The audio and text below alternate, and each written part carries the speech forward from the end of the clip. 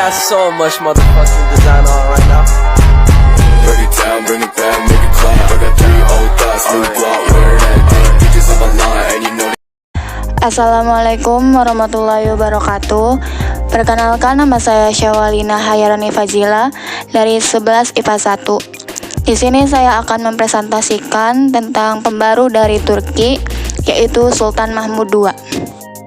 Sultan Mahmud II adalah Sultan ke-30 yang memimpin Kesultanan Utsmaniyah sejak 1808 sampai 1839. Sultan Mahmud II lahir di Konstantinopel, Kekaisaran Ottoman, pada 20 Juli 1785. Ia dikenal sebagai sosok pembaru yang melakukan reformasi di pemerintahan Kesultanan Utsmaniyah dalam bidang administrasi, militer, dan ekonomi.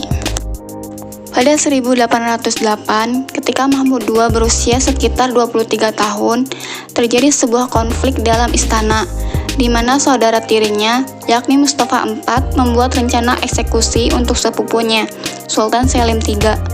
Pemimpin pemberontakan adalah Alemdar Mustafa Pasha, yang kemudian menjadi menteri Mahmud II.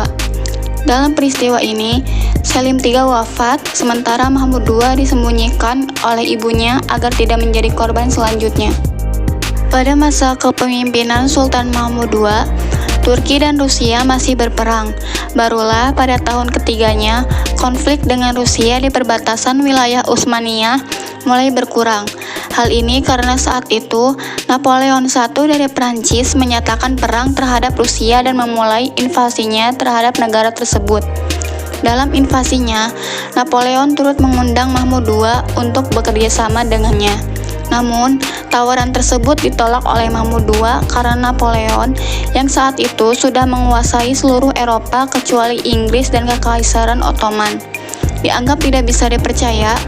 Akibatnya, sempat terjadi selisih paham antara Napoleon dengan Mahmud II, yang kemudian diakhiri dengan Perjanjian Bukares pada 1812. Lewat perjanjian ini, Kesultanan Utsmaniyah menyerahkan sebagian timur Moldavia, yang kemudian nama daerahnya diganti menjadi Bessarabia di Moldova. Selanjutnya, pembaruan Sultan Mahmud II. Sultan Mahmud II dikenal sebagai sosok pembaru yang melakukan reformasi di berbagai bidang pemerintahan Kesultanan Utsmaniyah. Di bidang hukum, ia menutup pengadilan penyitaan dan mengambil sebagian besar kewenangan seorang pasha atau pejabat tinggi yang seringkali disalahgunakan.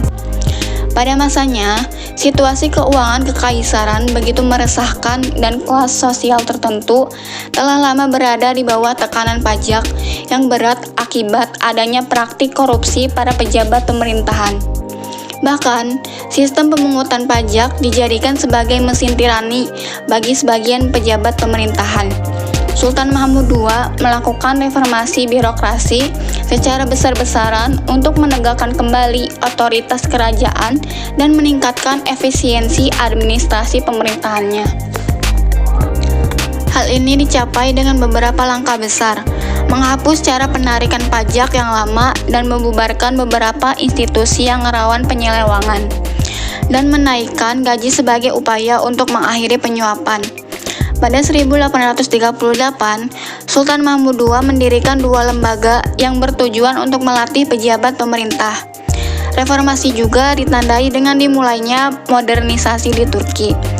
Dengan melonggarkan beberapa kebijakan yang konservatif, hal ini dapat dilihat dari gaya berpakaian kekaisaran, arsitektur, undang-undang, dan organisasi kelembagaan.